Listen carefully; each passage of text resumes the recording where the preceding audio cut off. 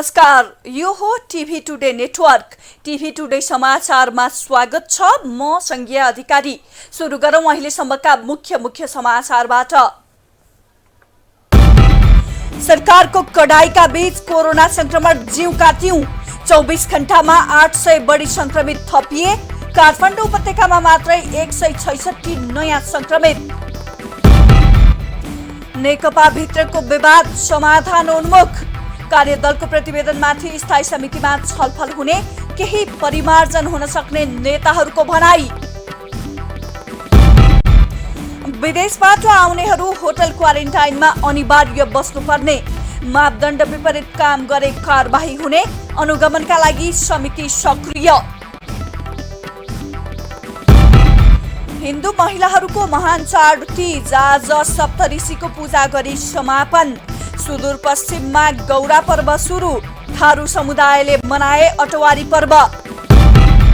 र दक्षिण कोरियामा नियन्त्रणमा आइसकिएको कोरोना संक्रमण फेरि बढ्दै, एकै दिनमा थपिए 300 बढी संक्रमित।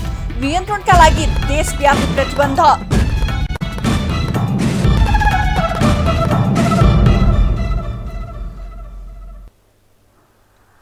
अब समाचार विस्तारमा। पछिल्लो 24 घण्टामा देशभर 818 जनामा कोरोना संक्रमण पुष्टि भएको छ। यो सँगै नेपालमा कुल संक्रमितको संख्या 31,935 पुगेको छ।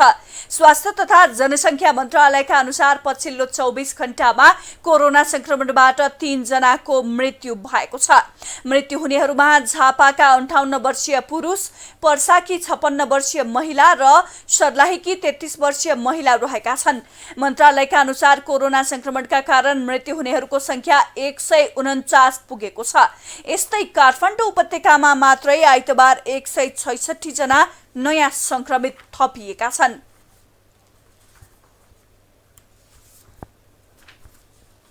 विवाद समाधानका लागि गठित कार्यदलले प्रतिवेदन बुझाएसँगै सत्तारूढ दल नेपाल कम्युनिस्ट पार्टीको पछिल्लो विवाद समाधान उन्मुख हुने अपेक्षा गरिएको छ। 6 सदस्यीय कार्यदलले शनिबार अध्यक्षद्वयलाई प्रतिवेदन बुझाएसँगै अब पार्टीको विवाद समाधान हुने नेताहरूको विश्वास छ। एक रिपोर्ट। नेकपाका 2 अध्यक्षको भूमिकालाई लिएर पार्टीभित्र चुलिएको विवाद समाधानका लागि सुझाव दिन नेकपाका अध्यक्ष एवं प्रधानमन्त्री केपी शर्मा ओली र अर्का अध्यक्ष पुष्पकमल दाहालले गएको साउन 30 गते कार्यदल गठन गर्नुभएको थियो। कार्यदलले गत मङ्सिर 4 गतेकै सहमतिलाई पुनर्व्याख्या गरेर पार्टीको काममा दाहालको भूमिका बढाउन र ओलीलाई सरकारमा केन्द्रित हुन सुझाव दिएको छ। नेकपाका स्थायी समिति सदस्य युवराज गेवाली कार्यदलको प्रतिवेदनमा केही थपघट हुन सक्ने बताउनुहुन्छ। कार्यदल भनेको कुनै त्यो आधिकारिक निर्णय गर्ने होइन कि उसले एउटा जे कार्य गरेर लिएर आएको छ। त्यो कार्यदलले जे ल्याएको छ त्यसलाई सकारात्मक रूपमा हेर्नुपर्छ। तर कमिटीले चाहिँ यसमा थपघट गर्छ, अरू धेरै कुराहरू कमिटीमै हुन्छ। यो कार्यदलको प्रतिवेदनको आधारमा छलफल होला। त्यसमा चाहिँ कमिटीले आफ्नो धारणा राख्छ। कार्यदलको यो प्रतिवेदन पारित भएमा पार्टीमा ओलीको भूमिका खुम्चिनेछ भने दाहालको भूमिका बढ्नेछ। प्रतिवेदनमा प्रधानमन्त्रीले सरकारका सम्पूर्ण काम कारबाही पार्टीको सल्लाह अनुसार मात्र गर्न र कुनै पनि निर्णय एकलौटी रूपमा नलिन पनि सुझाइएको छ। प्रतिवेदन केही परिमार्जन हुन सक्ने बताउँदै यसले पार्टीमा थप विवाद समाधान हुने अपेक्षा बढेको बताउनुहुन्छ अर्का स्थायी समिति सदस्य हरिबोल गजुरेल। त्यो त अब छलफल गर्दै जाँदा अब स्थायी समितिको मिटिङसम्म जाँदा अब त्यसमा परिमार्जन त हुन्छ नै। नत्र मिटिङको त के औचित्य भएर त्यो दुईटा अध्यक्षले त्यसलाई अध्ययन गर्ने, त्यसै उहाँहरूले फेरि त्यसलाई अलिक परिष्कृत गरेर सचिवालयमा लगेर सचिवालय मार्फत स्थायी समिति आउँछ। त्यो भएपछि त्यो बेलासम्म अलिक परिष्कृत हुन्छ। गएको असार 10 गते सुरु भएको स्थायी समितिको बैठकमा अध्यक्ष एवं प्रधानमन्त्री ओलीले दुवै पदबाट राजीनामा दिनुपर्ने भन्दै अर्का अध्यक्ष दाहाल पक्षीय सदस्यले दबाब बढाएपछि नेकपाभित्र चर्को मतभेद उत्पन्न भएको थियो। विवाद बढेपछि अध्यक्ष एवं प्रधानमन्त्री ओलीले बीचैमा स्थगन गर्नुभएको स्थायी समिति बैठक अझै सुचारू भएको छैन। कार्यदलले बुझाएको प्रतिवेदन अब पार्टीको सचिवालय मार्फत स्थायी समितिमा पुग्ने र त्यसबाट परिमार्जन भई पारित हुने नेताहरूले बताएका छन्। Menuka Basnet, TV today HD Kathmandu. विदेशमा अलपत्र परेका कुनै पनि नेपाली नागरिकले पीसीआर परीक्षणसहित 7 दिनसम्म होटल क्वारेन्टाइनमा बस्ने लिखित प्रतिबद्धता जनाए पश्चात मात्रै नेपाल आउन टिकट पाउने भएका छन्।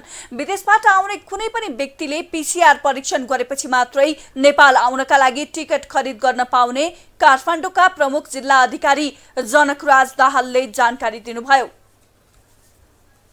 पीसीआर नगरिकन ऊ टिकटै नपाउने भयो उसले र यहाँ आएर तपाईँको होटलमा बस्ने कुराको सुनिश्चितता र उसलाई उही थाहा के हुन्छ भने मैले 5,000 10,000 15,000 20,000 कति हो अब होटलको त्यो क्याटेगोरी अनुसार चाहिँ तिर्ने कुरा पनि त्यो होटलको तपाईँको त्यो टिकटमै उल्लेख भएको हुने भयो। अहिले आउनुभन्दा अगाडि नै उसले चाहिँ घरमा बस्ने समेतको उसले लिखित प्रतिबद्धता व्यक्त गर्नु पर्यो। अब चाहिँ एउटा कुरा तपाईँको टिकटमा उसले पैसा लाग्ने खर्च पनि त्यही तिर्नु पर्यो। विदेशबाट आउनेलाई अनिवार्य होटल क्वारेन्टाइनमा बस्नै पर्ने व्यवस्था गरिएपछि होटल व्यवसायीहरूले पनि यसका लागि तयारी थालेका छन्।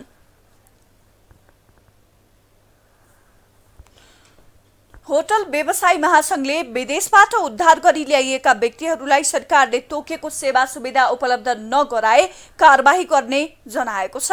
महासंघले होटल क्वारेन्टाइनहरूको नियमित अनुगमन गर्ने र सरकारले तोकेको मापदण्ड अनुसार सुविधा नदिए सम्बन्धित होटललाई कारबाही गरिने महासंघका अध्यक्ष हिराध्वज शाहले बताउनुभयो। 200 वटा बेड भएको 5 वटामा कमसेकम 100-150 वटा बेड भएको आइसोलेसन संक्रमितलाई राख्न पनि एउटा पर्यो। सहरभन्दा कम्युनिटी बेसभन्दा अलिकति बाहिर राख्दा ठिक होला कि तपाईँ जुन अनुगमन समितिले क्वारेन्टाइनमा राखिसकेपछि डे टु डे त्यसको रेकर्डहरू हामीले डे टु डे त्यहाँ बस्ने जति पनि क्वारेन्टाइनमा बस्ने जुन व्यक्तिहरू छन् सरकारले महासंघ अन्तर्गत काठमाडौँ उपत्यकामा रहेका 112 वटा होटल सहित कुल 220 वटा होटलहरूलाई होटल क्वारेन्टाइनको रूपमा सूचीकरण गरेको छ। मापदण्ड अनुसार काम भए नभएको अनुगमन गर्न महासंघले 7 सदस्यीय समिति गठन गरेको अध्यक्ष शाहले जानकारी दिनुभयो। भाद्र शुक्ल पञ्चमीको दिनमा मनाइने ऋषि पञ्चमीका दिन आइतबार नेपाली नारीहरूले सप्त ऋषिको पूजा आराधना गरी ऋषि पञ्चमी मनाएका छन्। महिलाहरूले बिहानै उठेर नजिकको नदी, खोला, ताल, तलैया र पोखरीमा गई 365 दत्युनले दाँत माझ्ने, गाईको गोबर, माटो र खरानी लगाई स्नान गर्ने गर्दछन्।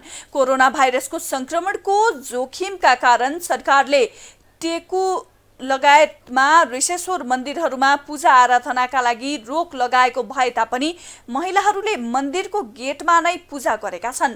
उपत्यकामा प्रशासनले बिहानैदेखि मुख्य नदीहरूमा स्नानको लागि भीड जम्मा हुन नदिन कडाई गरेको थियो, तर केही महिलाहरूले नदी र खोला किनारमा पुगेरै स्नान गरेका हुन्।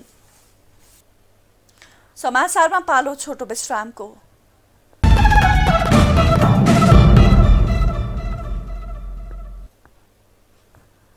अब बाँकी समाचार। कोरोना संक्रमणको जोखिम न्यूनीकरणका लागि काठमाडौँ उपत्यकामा जारी भएको निषेधाज्ञाको चौथो दिन आज पनि उपत्यकाका सडक सुनसान देखिए। आज पनि अत्यावश्यक बाहेकका सवारी साधन सडकमा देखिएनन्। एम्बुलेन्स, खाद्यान्न, खानेपानी, विद्युत, सञ्चार, तरकारी, फलफूल बोकेका सवारी साधनहरू निर्बाध रूपमा सञ्चालन भए। मुख्य सडकहरू सुनसान देखिए पनि उपत्यकाका भित्री गल्लीहरूमा भने पसलहरू खुला रहेका छन्। नेपालमा कोरोनाको सक्रिय संक्रमितको दर सार्क राष्ट्रका मुलुकहरूमध्ये सबैभन्दा धेरै रहेको तथ्य सार्वजनिक भएको छ। यो तथ्याङ्कले कोरोना नियन्त्रणका लागि प्रत्यक्ष भूमिका रहेको सरकार र आम नागरिकलाई थप झकझकाएको छ।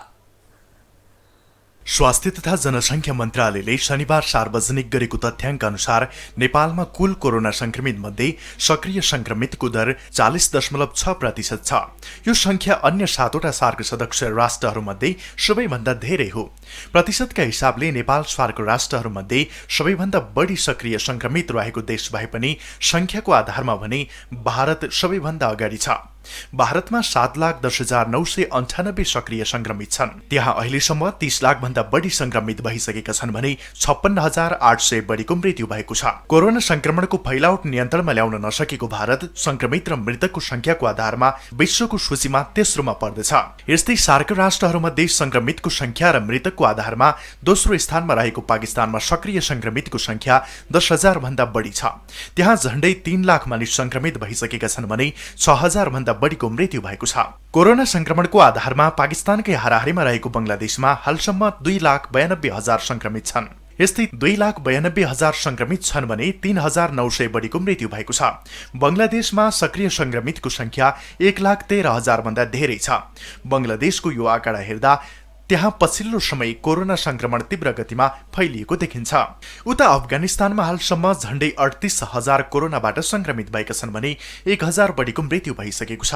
8,432 जना सक्रिय संक्रमित रहेको अफगानिस्तान विश्व कोरोना मिटरका आधारमा सार्क राष्ट्रमध्ये चौथो स्थानमा छ। कोरोना संक्रमितको आधारमा 5औं स्थानमा रहेको नेपालमा हालसम्म झण्डै 32,000 बढी संक्रमित भइसकेका छन् भने नेपालमा 13,500 भन्दा बढी सक्रिय संक्रमित छन्। 6औं स्थानमा रहेको मालदिप्समा अहिलेसम्म 6,000 भन्दा बढी संक्रमित छन् भने 26 जनाको ज्यान गएको छ। 7औं स्थानको श्रीलङ्कामा 2,947 संक्रमित रहेका छन् भने त्यहाँ 12 जनाको मृत्यु भएको छ। सार्क राष्ट्रमध्ये सबैभन्दा थोरै संक्रमित रहेको मुलुक हो भुटान। त्यहाँ हालसम्म 155 जनामा संक्रमण देखिएको छ भने कोरोनाबाट अहिलेसम्म 1 जनाको पनि मृत्यु भएको छैन। 7 लाख जनसङ्ख्या रहेको भुटानमा सक्रिय संक्रमित भने 43 जना रहेका छन्। भुटानमा गत फागुन तेस्रो सातामै पहिलो पटक एक अमेरिकी नागरिकमा कोरोना भाइरसको संक्रमण देखिएको थियो। नेपालभन्दा पहिले नै कोरोना संक्रमण देखिएको भुटानमा 5 महिनाको अवधिमा पनि संक्रमितको संख्या न्यून हुनेले कोरोना संक्रमणमा त्यहाँको सरकार र आम नागरिकको भूमिका अब्बल रहेको बुझ्न सकिन्छ। पहिलो पटक कोरोना संक्रमण देखिए लगत्तै भुटान सरकारले त्यसमा बढाएको चासो र सक्रियताको विश्वभर चर्चा भएको थियो। अमेरिकी नागरिकलाई कोरोना संक्रमण देखिए लगत्तै भुटानी सरकारले उनको कन्ट्याक्ट ट्रेसिङ पत्ता लगाएको थियो भने त्यस विषयमा भइरहेको कामका विषयमा भुटानी राजा स्वयंले अनुगमन गर्नुभएको थियो। विश्वकै सबैभन्दा खुशी देश भुटानबाट कोरोना नियन्त्रणका लागि नेपालले पनि केही सिक्न ढिलाइ गर्नुहुन्न। Bureau report TV today ST. सुदूरपश्चिमेलीहरूको महान पर्व गौरा आजदेखि विधिवत रूपमा सुरु भएको छ। भाद्र शुक्ल पक्षको पञ्चमीका दिनदेखि सुरु भएर अष्टमीसम्म मनाउने गरिएको यो पर्व यस वर्ष भने विश्वभर फैलिएको कोरोना महामारीबाट प्रभावित बनेको छ। गौरा पर्वको पहिलो दिन महिलाहरूले निराहार रही तामा वा पित्तलको भाँडोमा 5 थरीका गेडागुडी भिजाई पर्वको थालनी गरिन्छ। यसैबीच पश्चिम नेपालका थारू समुदायले आजै अटवारी पर्व मनाएका छन्। थारू समुदायको यो माघी पछिको दोस्रो प्रमुख पर्व हो। अटवारीको अघिल्लो दिन अर्थात् शनिबार मध्यरातमा दर खाएर यो पर्व सुरु हुन्छ।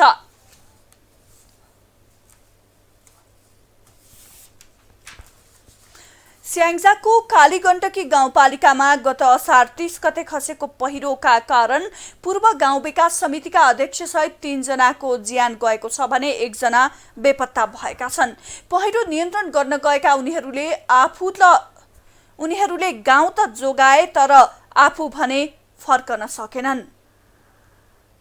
गत असार 30 गते भारी वर्षा भएसँगै स्याङ्जाको कालीगण्डकी गाउँपालिका 4 खहरेमा पहिरोको जोखिम बढ्यो। पहिरो नियन्त्रणको लागि पानीको भल काट्न र खाने पानीको मुहान जोगाउन गाउँका 6 जना घर बाहिर निस्किए। उनीहरूमध्ये साबिकको बिर्गा गाउँ विकास समितिका अध्यक्ष इमान सिंह थापा, क्याप्टेन गिमान सिंह थापा, टीका थापा र प्रेमचन्द्र पाण्डेलाई भेलले पुर्यो। सँगै पुरिएका प्रेमचन्द्र पाण्डेको शव अझै भेटिएको छैन भने 2 जना घाइते छन्। सोही पहिरोमा ज्यान गुमाएका घाइते भएका र विस्थापितहरूलाई राहत वितरण गरिएको छ। गाउँ जोगाउँदा ज्यान गुमाएकाहरूको परिवारलाई संघीय सरकारले प्रति परिवार 1 लाख, गण्डकी प्रदेश सरकारले 50,000 र स्थानीय सरकारले 30,000 रुपैयाँ रकम प्रदान गरेको छ। यस्तै कालीगण्डकी सेरोफेरो समाज युकेले 5,66,000 र आलमदेवी सेरोफेरो समाज हङकङले 3,76,000 सहयोग गरेको गाउँपालिकाले जनाएको छ। राहत सङ्कलन गर्ने क्रममा गाउँपालिकाले तत्कालको लागि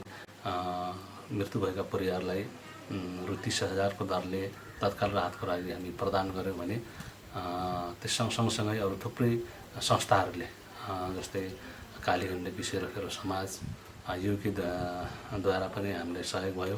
आलमदेवी शेरफर समाज हङकङद्वारा सहयोग भयो। विस्थापित परिवारको व्यवस्थापन र घाइतेको सम्पूर्ण उपचार खर्च समेत स्थानीय सरकारले बेहोर्ने जनाएको छ। खहरे खोला पहिला जहाँबाट बगेको थियो सोही ठाउँबाट बग्ने बनाउन आवश्यक रहेको र अन्यथा सयौं घर विस्थापित हुन सक्ने सोही पहिरोका कारण घाइते भएका होमनाथ पाण्डेको भनाइ छ। त्यही खोलोबाट पुरानो खोलो नफर्काएसम्म यहाँका धेरै मानिसहरूको सयौं घरहरू फेरि विस्थापित हुने हुन्। त्योभन्दा अर्को विकल्प छैन। जहाँबाट खोलो जान्छ त्यहीबाट जहाँबाट खोलो हिँडेको थियो त्यही खोलो त्यहीबाट लानुपर्ने अवस्था छ। पहिरोबाट विस्थापित भएकाहरू मध्ये केही गाउँकै विद्यालयमा बसेका छन् भने केही आफन्तकोमा आश्रय लिएर बसेका छन्। विस्थापितहरूलाई स्थानीय सरकारले छिट्टै व्यवस्थापन गर्न आवश्यक देखिन्छ। स्याङ्जाबाट सुदेव सुवेदीको रिपोर्ट। समाचारमा फेरि छोटो विश्राम।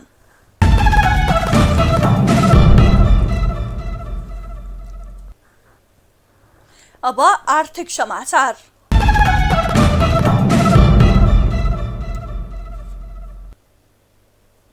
भन्सार छलेर भारतबाट सामान भित्र्याएको आरोपमा राजस्व अनुसन्धान विभागले 3 करोड 19 लाख रुपैयाँ बिगोसहित 6 जना विरुद्ध मुद्दा दायर गरेको छ। छुट्टै क्याबिन बनाएर भारतबाट भन्सार छलेर लत्ता कपडा लगायतका सामान भित्र्याउने वीरगञ्जका रजनीश कुमार र चितवनका राजु भनिने राजेन्द्र थापा सहित 6 जनालाई पाटन उच्च अदालतमा 3 करोड 19 लाख 77 हजार रुपैयाँ बिगो र कैद माग गरेर मुद्दा दायर गरेको विभागले जनाएको छ। माल सामान ढुवानीकर्ता नेपाल लजिस्टिकका सञ्चालक राजेन्द्र कुमार गुप्ता, ट्रक चालक सुनिल कुमार, काठमाडौँमा व्यवसाय गर्ने बारा कलैयाका रञ्जित गुप्ता र भारत दिल्लीका रञ्जित कुमार गुप्ता विरुद्ध पनि विभागले मुद्दा दायर गरेको छ। अब अन्तर्राष्ट्रिय समाचार।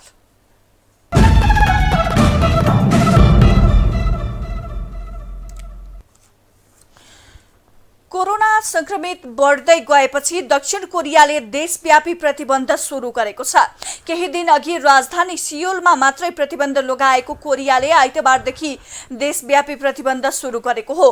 कोरियामा आइतबारदेखि धार्मिक स्थल, रात्रि क्लब र डान्स बार, इन्टरनेट क्याफे र समुद्र तट बन्द भएका छन्। कोरियामा आइतबार मात्रै मार्च यता अहिलेसम्मकै धेरै 397 जना संक्रमित भेटिएका छन्। कोरोना महामारी नियन्त्रणमा उत्कृष्ट काम गरेको भनेर प्रशंसा पाएको कोरियामा लकडाउन र प्रतिबन्ध खुलाएपछि त्यहाँ फेरि संक्रमित बढिरहेका छन्। अब खेल समाचार।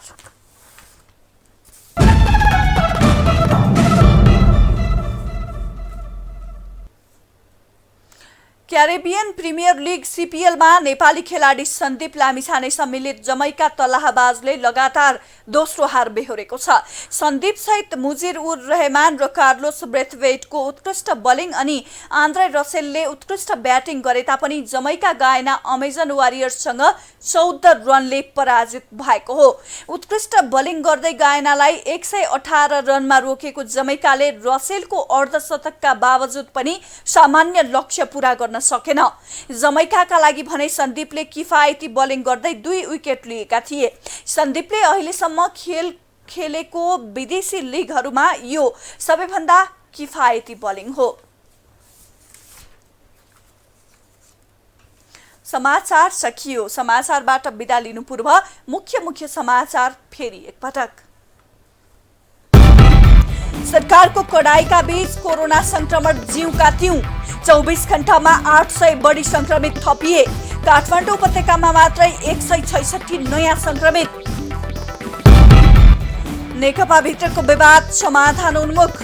कार्यदलको प्रतिवेदनमाथि स्थायी समितिमा छलफल हुने, केही परिमार्जन हुन सक्ने नेताहरूको भनाई। विदेशबाट आउनेहरू होटल क्वारेन्टाइनमा अनिवार्य बस्नुपर्ने। मापदण्ड विपरीत काम गरे कारबाही हुने, अनुगमनका लागि समिति सक्रिय। हिन्दू महिलाहरूको महान चाड तीज आज सप्तऋषिको पूजा गरी समापन। सुदूरपश्चिममा गौरा पर्व सुरु, थारू समुदायले मनाए अटवारी पर्व। र दक्षिण कोरियामा नियन्त्रणमा आइसकेको कोरोना संक्रमण फेरि बढ्दै एकै दिन थपिए 300 बढी संक्रमित, नियन्त्रणका लागि देशव्यापी प्रतिबन्ध।